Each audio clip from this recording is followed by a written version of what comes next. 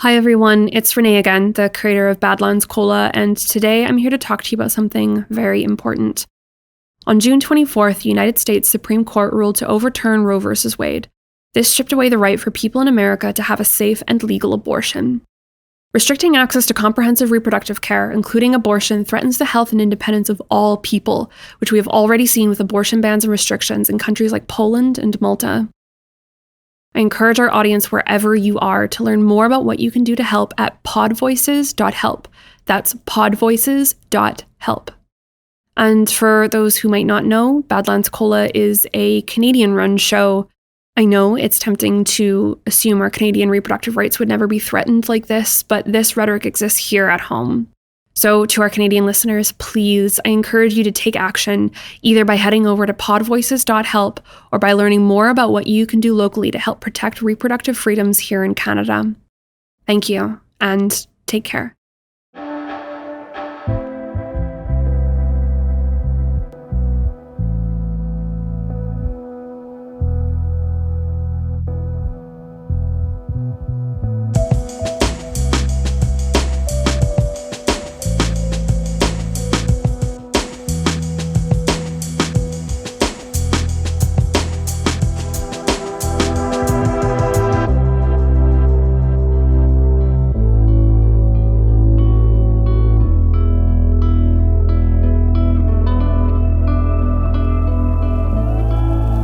Badlands Cola, Episode 4, The Big Dinosaur.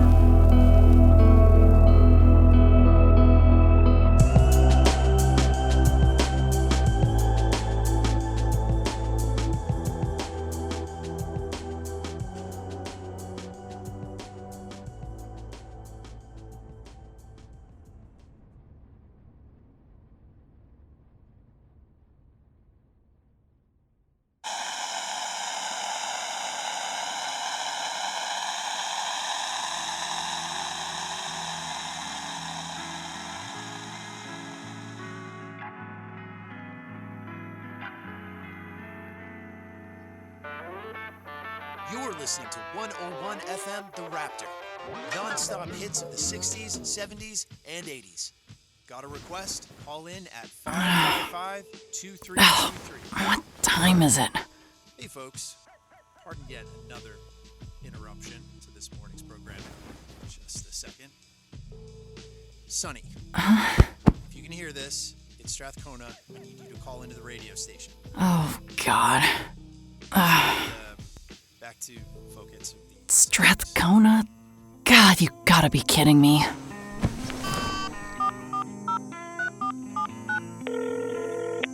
Oh good, you're up. Dude, you're using the radio to get a hold of me? Didn't know how else to reach you. Just, what do you want? Thought you were happy never hearing my voice again. You know, after I saved your life. Maybe I changed my mind. Turns out I want the same thing you want. I want to talk. About what? The moons. Yes. Okay, good. Thank you. Let me get my notebook. Hold up. This is a conditional conversation. Yeah, I know what you're gonna say. Listen, if the intel you give me is solid, I can put in a request with the department for an informants award. I mean, this is so just... you're working with the big city cops. All your intel goes straight to them? Eventually, yes. Right now, they need intel on someone we think might be related to Jasper Moon. His sister. Let's say Jasper does have a sister. You're gonna find her. Look, I'm not really supposed to come into contact with the subject, just gather all the details I can about them without tipping them off and... That wasn't a question. It's my condition. Let me think. No way in hell. Hard pass. I don't work for you. You want intel on the moon, sister? I'll give it to you. On record and everything. But first, you help me find her. Do we have a deal? So you're confirming her existence? Do we have a deal? Fine. Deal. Great. Meet me in the Big Dinosaur. That's always with the dinosaurs. Between the strangeness of the request and the rude nature of my wake-up call, I almost forget to put on my wire beneath my shirt. Almost.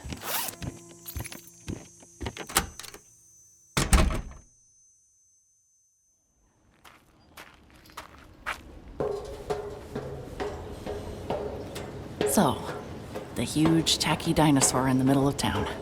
Turns out you can still take the stairs up to the top of it. The railing is still covered in wads of gum, and the metal insides of the T-Rex's tunnel-like throat are still scratched over in 1,000 adorable little vandalisms. The sun hasn't started cooking up the town yet, and as I climb the dinosaur's spine, there's a cool morning breeze on the rise. I look up and grimace. Standing at the mouth, leaning easy on one paint-peeled tooth, is my terrible new informant. Really? The dinosaur? Was this necessary? More than you know. Cool of you to show up so late, though. Sorry. My truck is still at that goddamn house. Yeah, you should probably go get that.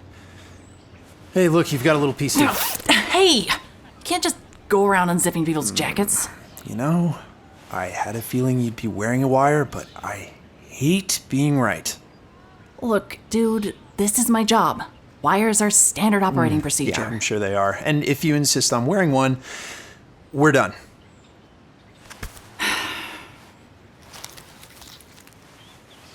Wire unplugged, see? Can we talk now?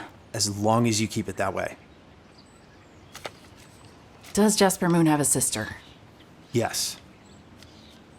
Shit. Okay, what's her name? You're not going to find anything on her. You know I don't just search up people's names and see how it shakes out, right? Name? Mel. Melinda. Melinda Moon. Damn, okay. She's still alive? Probably.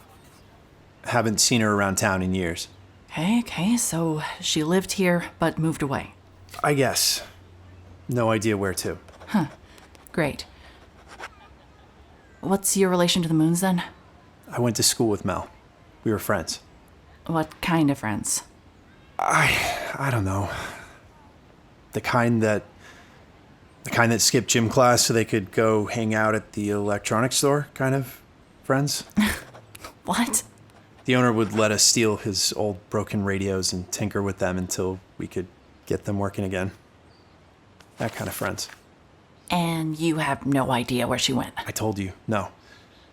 It's been like 15 years. More.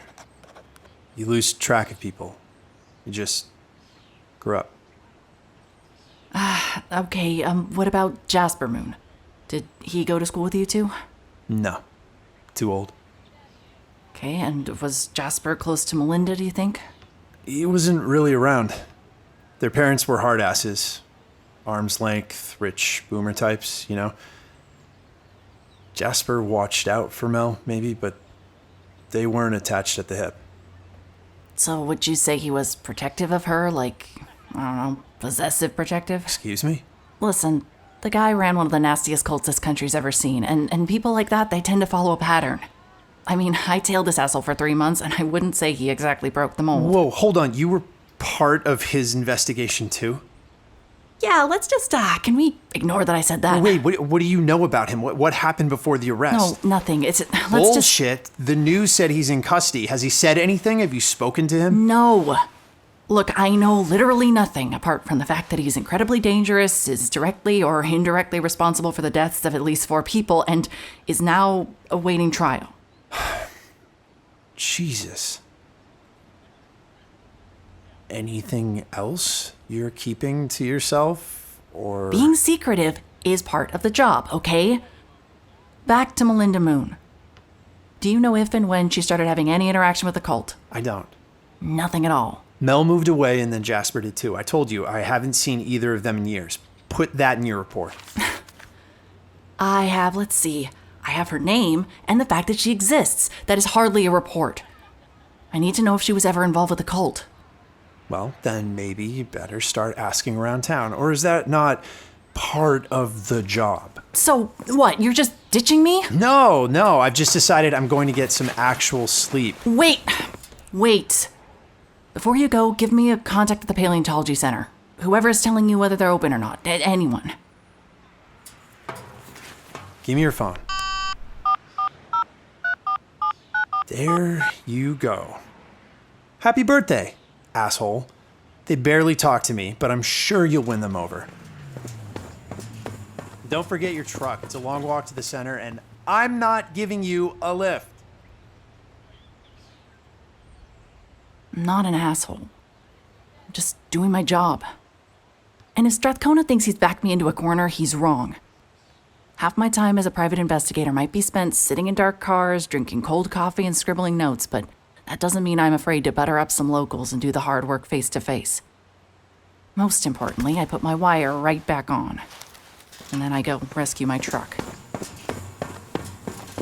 I ignore the fact that the derelict bungalow, the moon house, doesn't seem to be exactly where I remember.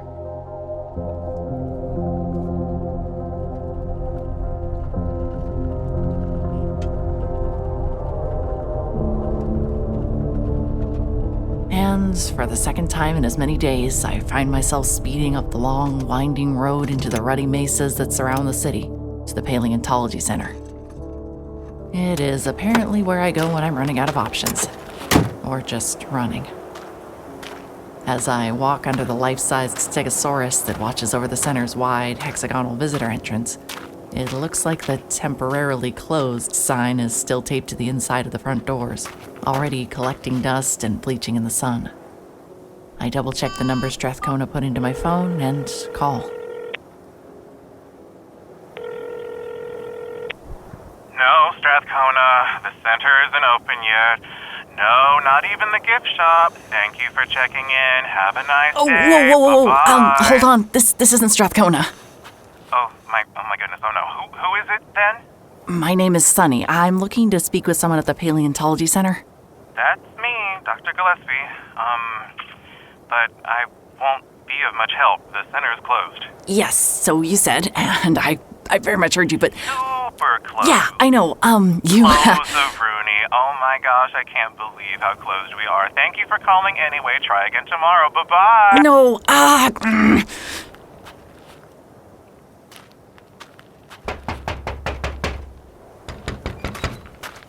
Come on. Oh. Why does no one in this town lock their door?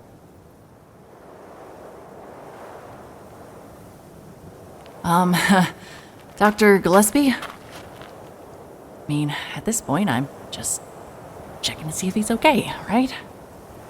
Someone should tell him about the door, and I'm coming inside.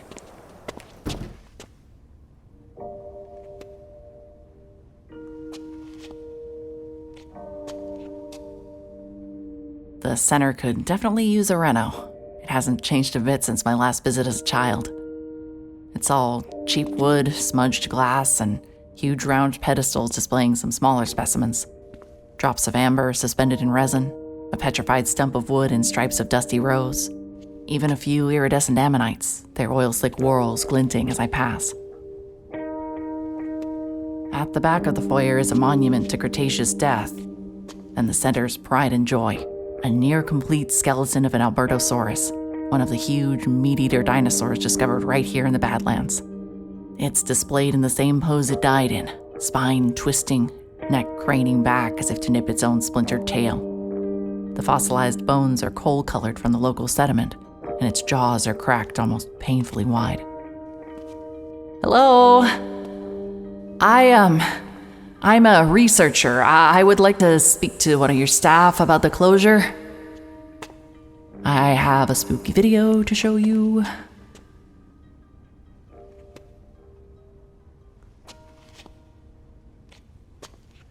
This place was always small.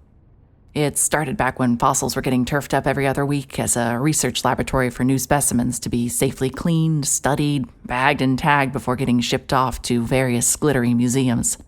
A little government funding meant they could beef up their equipment, but they had to slap an interpretive center on the front of the research lab in an attempt to bring in some tourist dollars. With no one to greet me in reception, I edge past the contorted Albertosaurus and into the hallway beyond. I keep thinking I can hear something. Something just past the turn at the hallway's end. At the end of the hall, I turn, following the sound, and see a window. Not to the outside, but to another, larger room. There's equipment and tools everywhere. I think it's a laboratory, though all the lights are turned way down, with only a single lamp illuminating the workbench nearest the window. There's something on the bench. Silent, still, dead. It's covered entirely by a thick sheet of protective canvas, the frayed edges blowing eerily in the wind of some unseen aircon unit. I can't even guess as to the true shape of it, but it is massive. Hey! I'm sorry. I am... Oh, no. Get out. We are closed. The center is closed. Wait, Dr. Gillespie. We just spoke on the phone. I'm Sunny. Which means you were lurking right outside the whole time? That is excruciatingly creepy. I would really love it if you stopped sneaking around here like some fossil thief. Thank you. How did you even get in here? Well, funny story. Your front door was unlocked. Wow. So doors are just open and you just walk through them. I deal with enough things look, around really, the Badlands, I and apologize. now... And I'm happy to leave. It's just that, well, I'm a private investigator on a local case in town. A private investigator? What are you investigating? Why is it private? Are you investigating me? No, it's just, I'm seeking expert opinions. And I just have some evidence related to my case, and I wanted to run it by you. Or, any paleontologist, really. Is it just you here? Yes, it's just me. What were you asking about again? Just this video. It features a person of interest in my case, a paleontologist, I think. And I was hoping that you knew them, or maybe that you could point me in their direction. That's it? You just want me to watch a video? And then you'll leave? Yes, sure, absolutely. Let's make it a deal. I guess I can do that. I can watch a video, and then you can get out of here. Great. Thank you so much. Okay, so, my handler will rip me a new one if I show you the whole thing, so I'll just give you the first few seconds. Here. So you are curious about what we've built, Doctor?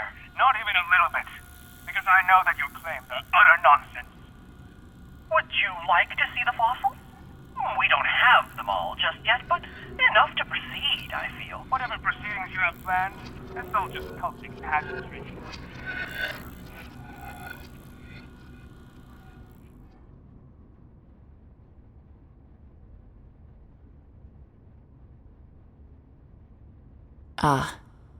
Do you want me to replay it? No.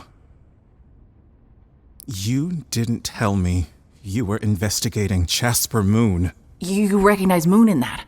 No. But I do recognize Dr. Levesque.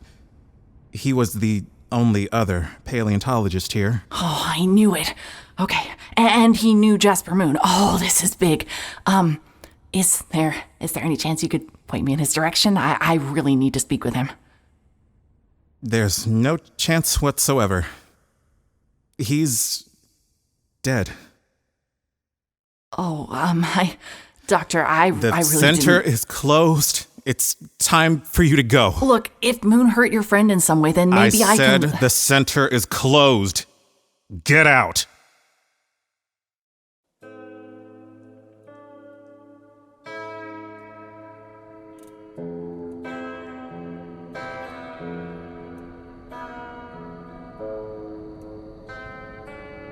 By the time I make it back to town, night has settled in hard, and my thoughts are tumbling like street lamp moths. Make a report to Nicholson, see if they've caught Jasper Moon yet, take some notes on the Paleontology Center and their connection to a potential member of the Moon cult, confirm the actual goddamn existence of a sister. Her name is Melinda. Mel. She's real. I take the right turn into the town proper, then right again at the decrepit blue-hatted pterodactyl statue, down the pothole road that leads to the Confrontation. Except this isn't the road that leads to the Confrontation. Takes me 3 blocks to realize I'm somehow headed back out to the highway again. No flickering motel neon in sight. It's easy enough to pull a quick illegal U-turn and get back on track. Less easy to realize that the road back is even less familiar. I I wait to pass the pterodactyl again. The one with the hat. It never comes. I chalk it up to exhaustion and do my best not to rage out of the steering wheel. Where the hell is the Confrontation? I circle back and forth, coasting down the main street, scanning for signs and landmarks, until my sleep-deprived eyes snag on the biggest landmark of all in this town. And I stare. I can't look away. There is something wrong with the big dinosaur. I can barely pick the shape of it out against the deep, starless black of the sky, but God, even from this far away, I can tell it has two heads. No, not two heads, two jaws. The lower mandibles stretched and twisted to form a single grotesque mouth twice the size of the viewpoint where Strathcona and I were standing just hours ago. That double mouth hangs open at a heavy, torturous angle, fiberglass structure cracking at the corners, and a gaping pastiche of a roar or an unfed smile. No, I'm hungry. I haven't eaten all day, and my blood sugar's low, and that's why I'm seeing a hypoglycemic fever dream. The big dinosaur does not have two heads. I just need to eat.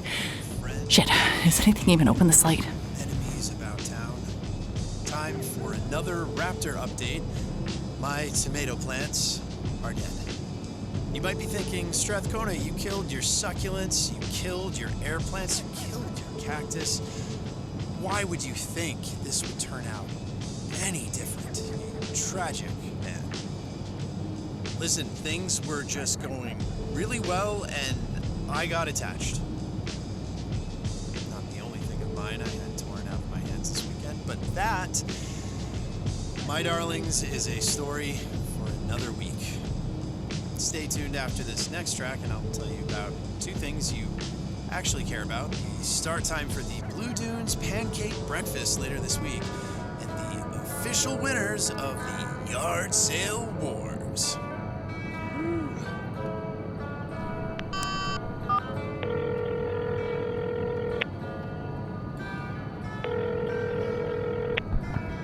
Burning the Midnight Oil Investigator, or are you just real fired up about pancakes and yard sales? Oh, how do you always know it's me? Because no one calls a radio station unless there's a free keychain involved. Or a yard sale. What's up? How many heads does the big dinosaur have? Are you drunk dialing me? No, it's nothing. Never mind. Just, listen, I dug up a lead at the Paleontology Center. I think. I might have something. I just don't know what it is, and I'm too tired and hungry to figure it out. Wait, did you eat anything today? No. Whew. Jesus, you are a gross workaholic nightmare. All right. Yeah, head over to Jay's Drive-In Diner. Drive-in? Yes, I will catch you there. Let's see if you're any good at your job.